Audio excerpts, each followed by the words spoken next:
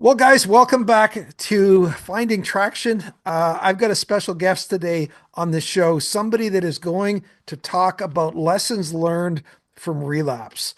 Now, one of the phrases we often use in our course and in the groups is this: if nothing changes, nothing changes. So, after the music, I've got this really bold guy that's going to come on and talk about some of the lessons he learned and shared with the group around his latest relapse. So, welcome aboard. Guys ready?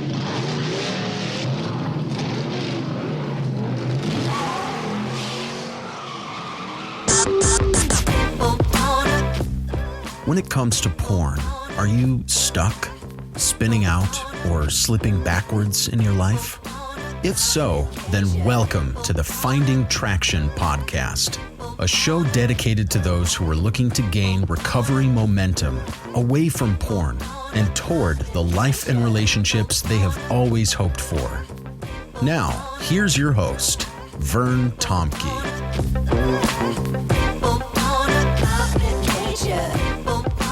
Well, let me just say, David, it is great to have you on Finding Traction. Thanks for being bold to come on. Thanks, Vern. Thanks for having me. I appreciate it. We thought about coming up with a code name for you or some sort of pseudonym. What was the name you gave me? Hercule Flambeau. And I never heard of that. Who is Hercule Flambeau? He's one of the characters in the Father Brown series, Okay. and yeah, that name always kind of struck me as kind of cool. Yeah, kind of cool. So we have Hercule on the show today. And that was a G.K. Chesterton show, right? He wrote that? Yeah, the original one, and then they did a remake, which is a little bit more of a modern one. Yeah. Okay. Well, David's been part of one, or Hercule's been part of one of my Finding Traction groups. And we are just in the group that he's a part of. We are just finishing quarter two. Each quarter is 13 weeks, and we're right at the end of quarter two. And I know I'm putting you on the spot here, David. Just briefly, what has that experience been like for you being with three or four other guys? Because I know it was like most guys, a bit intimidating coming into a group like this. So, just briefly, what's been the experience like for you? Well, definitely, it has been a totally new experience for me. I kind of didn't really know what to expect. Hmm. You kind of have some ideas going into it, but really, I was kind of blown away by just how really successful it's been in helping me through Okay. my own recovery. And so I really do appreciate the group. I love what we're learning. I love the time that we get to spend together. I really value that day when we come together. Yeah, and it's been fun to learn from that. And I'm always learning from different guys. And it's been a really neat part of my experience to, I always get new material for podcasts. I always get new insights from guys. And you sent me an email a week or two back, and you were looking at a at a relapse from the last month or so. And one of the things I've really challenged guys to do is to look and sort of reverse engineer some of the reasons that they relapsed, under the idea that if nothing changes, nothing changes. And guys are so quick to just want to kind of, slap their hands together and go, oh, I don't want to talk about that. That was so last week, or that was so yesterday, or that was so this morning. But I really appreciated your efforts to give thoughtful, um, you know, approach to what's been going on, what precedes my relapse, and what can I do different to avoid it in the future. So I'm just going to essentially ask that you would walk through some of the lessons that you learned, because I really think that it would be especially helpful for other guys who are looking at how to maybe reverse engineer what's going on in their struggles. So why don't you just give it a shot, and maybe I'll interject like I always do along the way, and yeah, just explain what you had sent me. Yeah, that sounds good. Yeah, so I did learn from other podcasts, and I think in particular yours, Vern, about the idea of learning from your relapses. And as bad as they are, Mhm. the reality is that you can pull some really good information, data from those relapses. And Absolutely. so that's really what I was challenged to do with this last relapse in particular. It was quite upsetting, but at the same time, I was thankful for some of the things I was able to pull together in terms of learning from it. So just a little bit of the background before the relapse. I just had hernia surgery Okay. about 3.5 weeks ago. And so I knew this was going to be a really challenging time for me. Downtime, a lot of resting, a lot of laying in bed, a lot of, really doing not much of anything. Right. And I knew that was going to be challenging. So I kind of went into my recovery from my surgery knowing that it was going to be a challenging time for me. And lo and behold, it certainly was. The first week was fine, but I think after the first week into the second and third, I really started to be really, for a lack of a better word, lazy Okay. about the recovery plan that I have for for my life. And so that really started to kind of unwind a bit as that kind of laziness set in. And so Okay, that really, let me stop you there because what you've just implied is that you had some kind of a plan. And so for you to look back and say, I was partly lazy about my recovery plan implies that you actually had given some previous thought to coming up with a plan. So if that's an important assumption that not everybody would say is true of their situation. They just kind of let things play out. So you had done some work and we do work in the course around developing plans. So I just don't want to gloss over that you have in the past really given some thought to a plan. yeah, and I would certainly say that the biggest thing that I've learned from the Finding Traction course is that how critical that recovery plan Right. is for me. And so that was definitely, there were some definite hardwired things that I tried to follow through on that Hmm. recovery plan. And I guess I call them my tent pegs. Okay. I realized that there were, and I broke it down to 8 different things that I found that Yeah. were really imperative to my recovery, and that if I was slack or lazy or apathetic towards, Hmm. let's say, these tools that are in the overall plan, that that I would run into some problems. And one of the quotes that I heard from Mark Dennison, I get Hmm. his recovery rules show up on my phone every day, and one Yeah. of the quotes was that if I'm either going to be working on my recovery or I'm going to be working on my relapse. And that really summed up Right. this last relapse. I wasn't working on my recovery. I was Okay. actually working on my relapse. Yeah, Um, that's great. And if you go back, I'll maybe put in the show notes that episode and how to connect to get those daily recovery Absolutely. things because they're really helpful. Yeah, absolutely. Yeah. So yeah, it was really a poor execution of my recovery plan. And so really, unfortunately, those negative emotions, the desire to soothe, the desire to medicate and to escape, they all kind of, it was kind of a perfect storm for me in Hmm. those weeks following my surgery. And so my particular relapse relates to masturbation, and it wasn't a porn relapse, but it was a, I call it a masturbation relapse.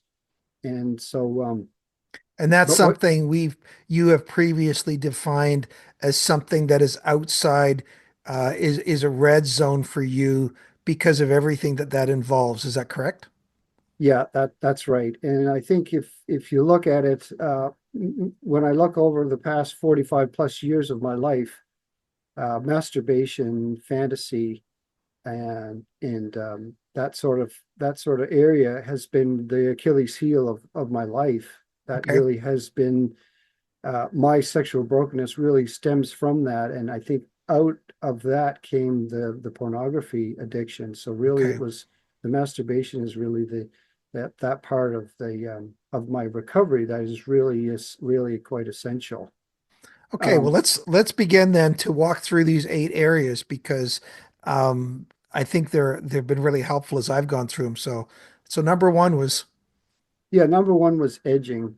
okay. And this is really the critical one. I think you could say I have a PhD in edging because I've studied just about every podcast that's out there that Yeah. deals with edging.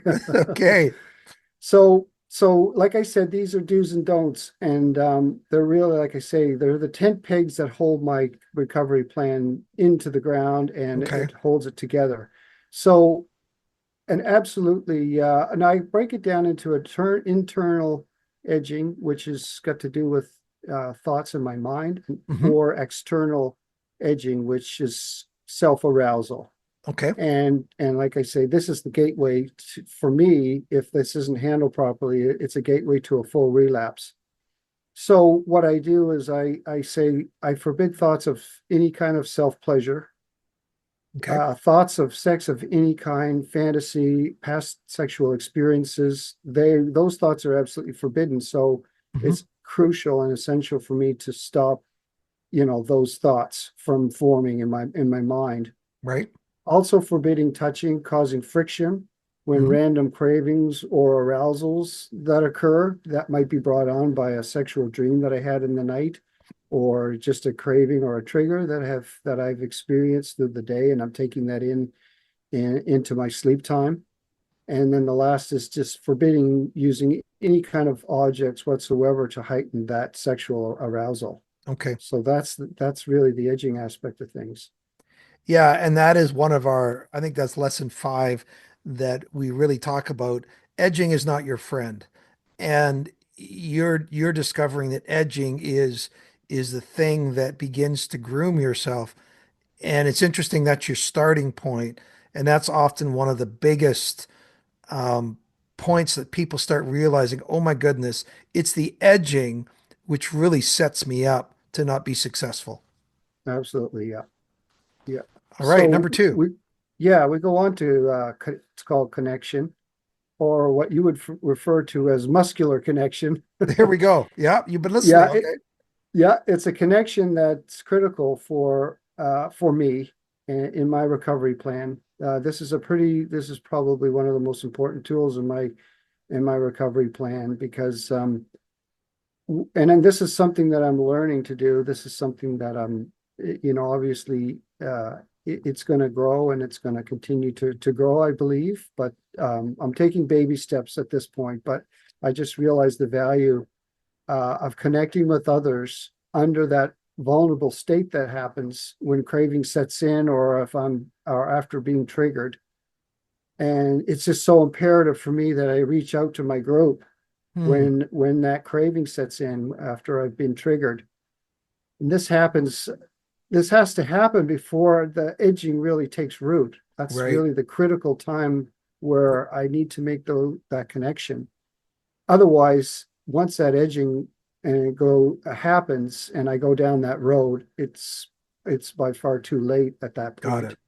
Yeah, and if that craving is persistent, and it's still there after I make that initial contact through a message, then I need to call and ask somebody who Hmm. who can I call? This Right. craving is persistent. I'm Yes. still vulnerable. Please help. And so that's kind of the next step in that connection part, is actually making a physical phone call with someone. That is what you said is muscular connection, not 90-pound weakling on the beach connection that bullies kick sand in your face, right? Absolutely. Yeah. Yeah. That's Muscular. yeah. Got it. Yeah. Okay, number three. Self-awareness. So this is really important for me because I just need to be a lot more proactive towards those negative emotions when they crop up, and to identify those specific times when I'm feeling bored, lonely, stressed, I'm Hmm. procrastinating with things. Maybe I'm feeling rejected. There's an aimlessness or a purposelessness Hmm. I feel towards my overall existence. That is critical to understand and to recognize when those feelings, negative emotions take place. Uh, I My toolbox is packed with opportunities. Then once this happens, for prayer Hmm. and reaching out to God and in His Word, finding Hmm. satisfaction in the Lord. Really, because He's the perfect medication Right. for all of those negative emotions. And I just need to, learn to be able to come to him more often when they happen.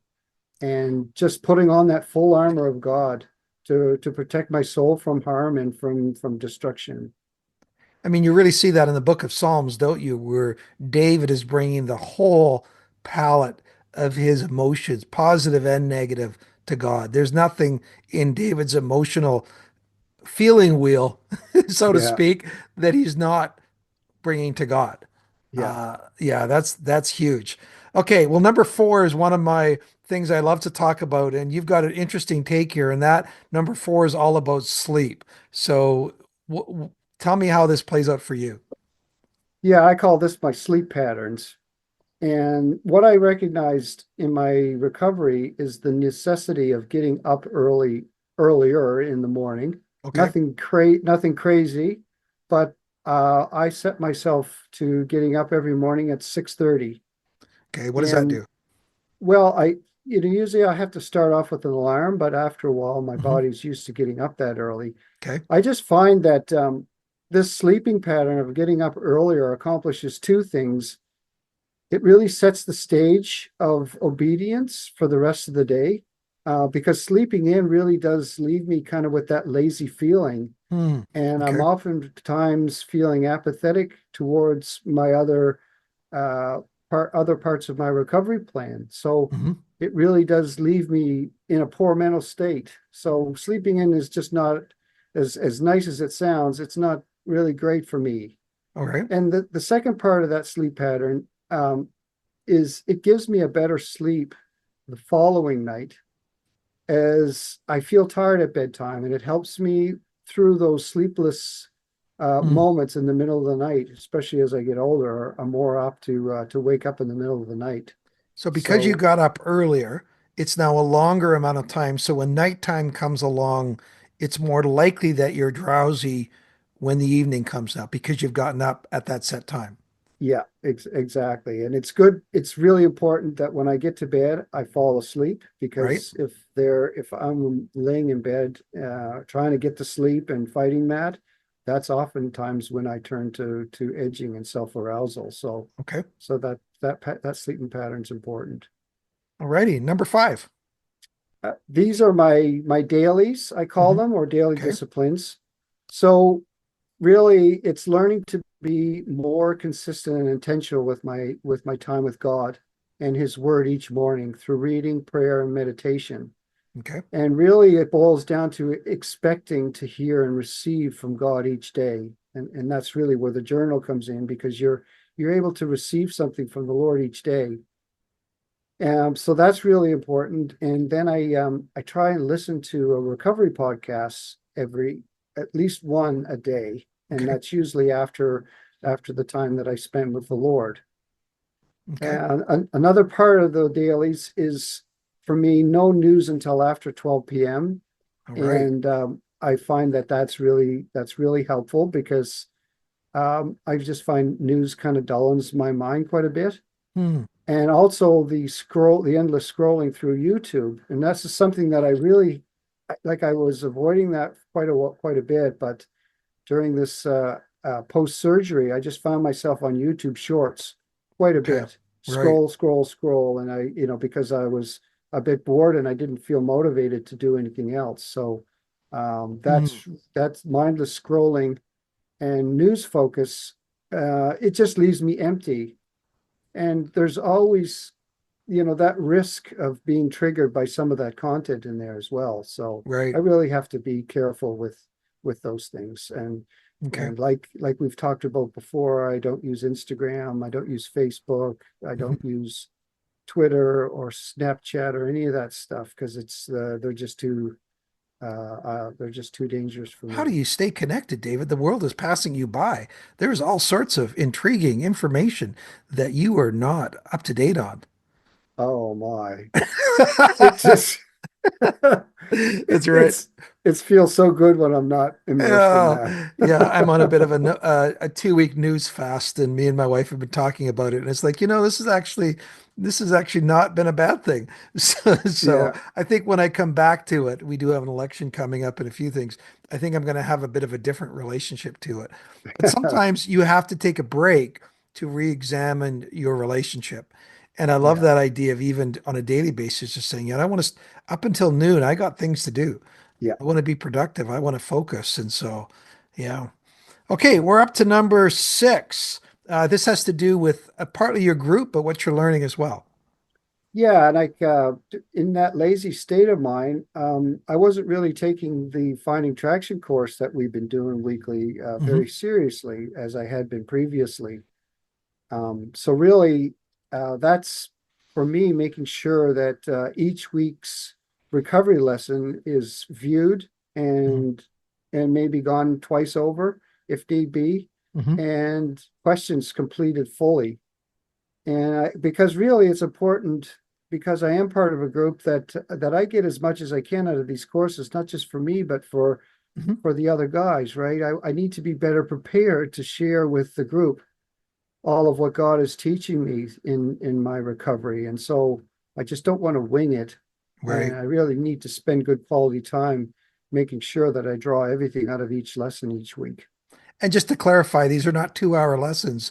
These are 15 to 20 minute videos that you're referring to. So when you're backing off 15 to 20 minutes, that probably does qualify as that L word that's got, yeah, but it's true. Even a short time, we can start backing off and Yeah, then we're not easy. bringing Yeah. the same thing to the group.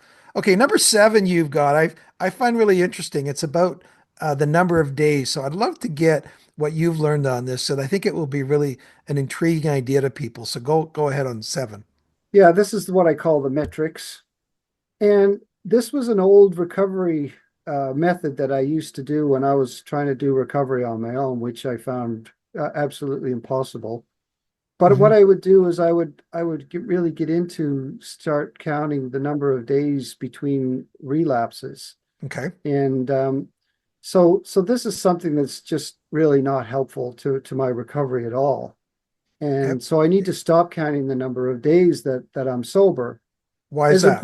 As Yeah. important as that is, right? We all Okay. need to be able to put time and distance, Hmm. into our sobriety. But what it does is it leads me to this pridefulness in a sense, like I want to brag to the group, like, wow, look at me, it's Mm. been October since my last relapse. What about you? And it's an overconfidence as well. And I tell you, whenever I'm overconfident, I fall, and Okay. it's just inevitable. So I really have to be careful about that. Mm. It's not really the purpose of our recovery, I feel, to try and put distance from our last relapse. A good recovery plan will take care of that by itself. Mm. So I just need to stop making the calendar such a focus, yeah, for Okay. me. Now that was I think gonna have to sit with guys because it's maybe there's part of the male psyche where we're always wanting to compare ourselves with our record or other people, or we're always looking for some kind of metrics. But I do think you're onto something there.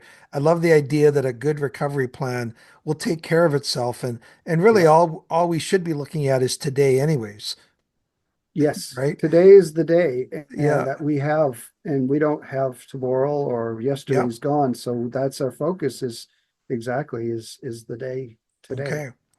Well, last one, number eight. Let's wrap full circle on this one.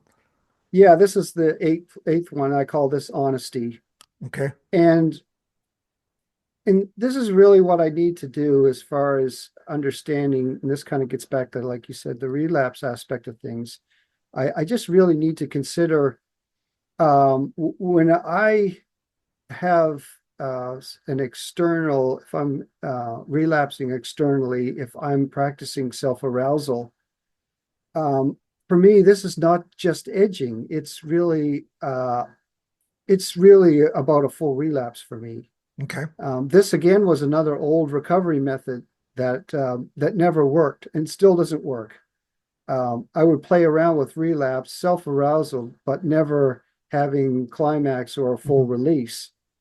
And so what happened in this last relapse is I found myself coming back into that same situation. Okay. And it's just not good news at all.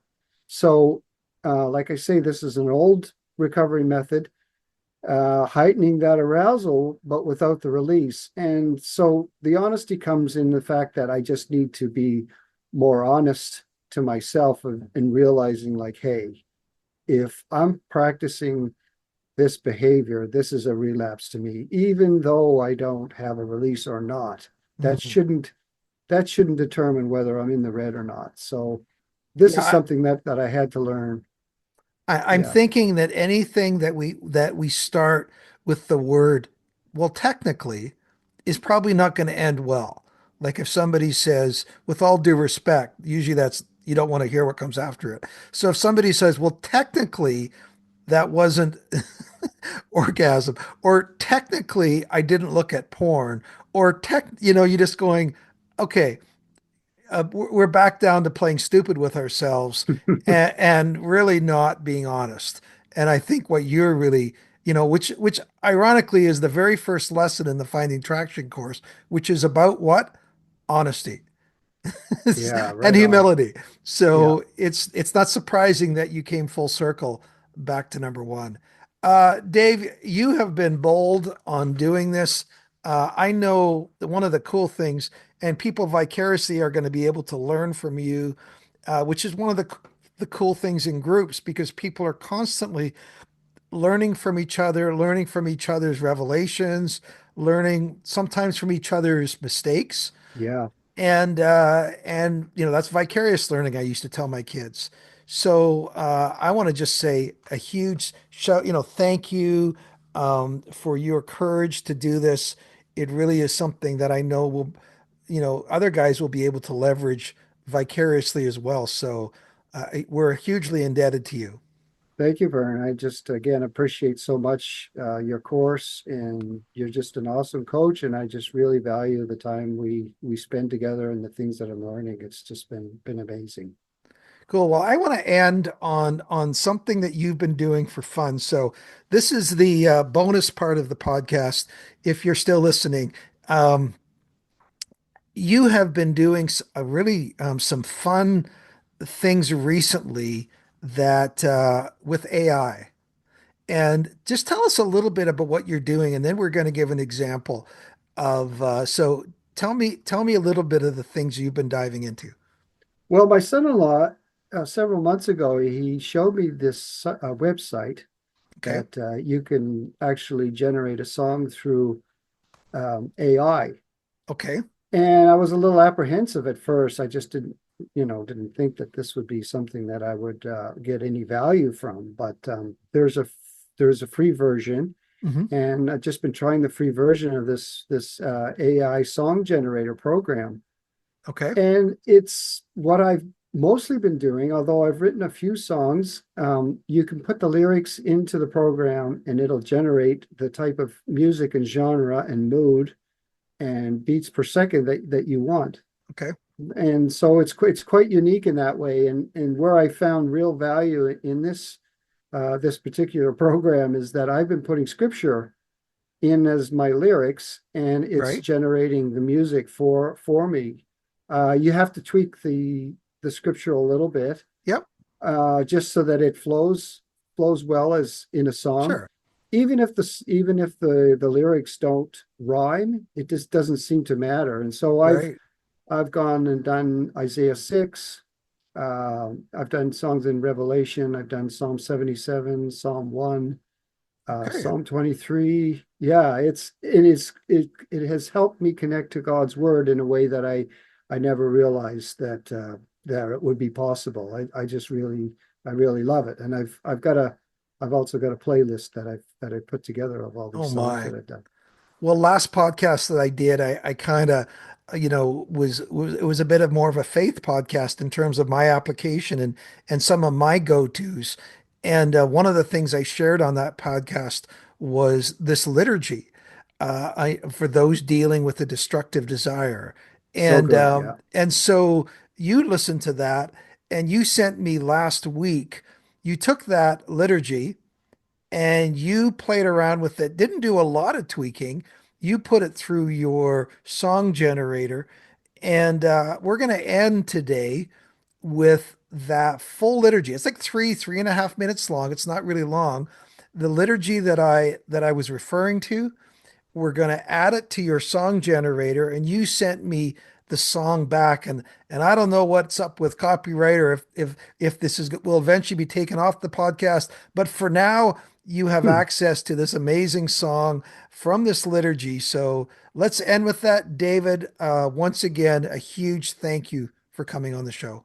Thanks so much, Vern. I really appreciate our time together.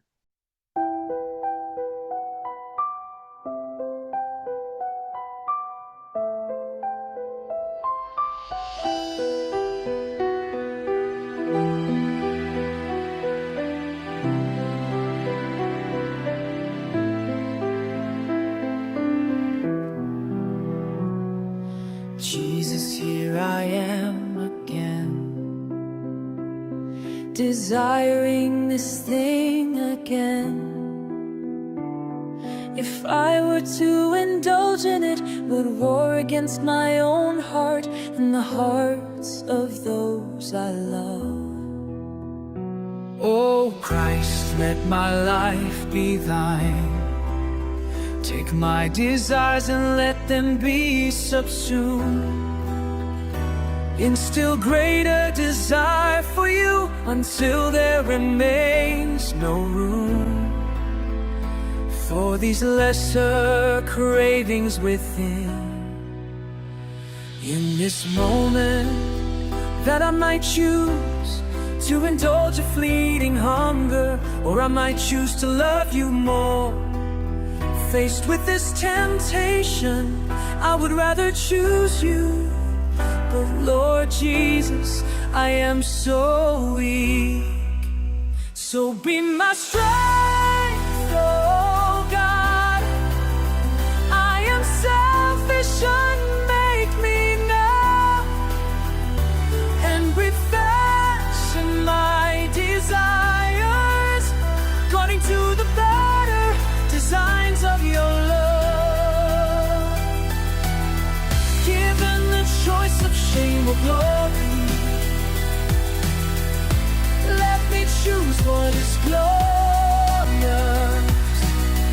Given the choice of this moment or eternity, let me choose in this moment what is eternal. Given the choice of this easy pleasure or the harder road of the cross, give me grace to choose to follow you, knowing that there is nowhere apart from your presence where I might find the peace I long for.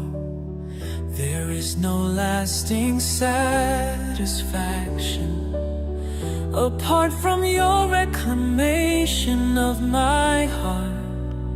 Let me build then, my King, a beautiful thing by long obedience, by the steady progression of small choices that laid into end will become like the stones of a pleasing path, stretching on to eternity and unto your welcoming arms, and unto the sound of your voice, pronouncing your judgment to me.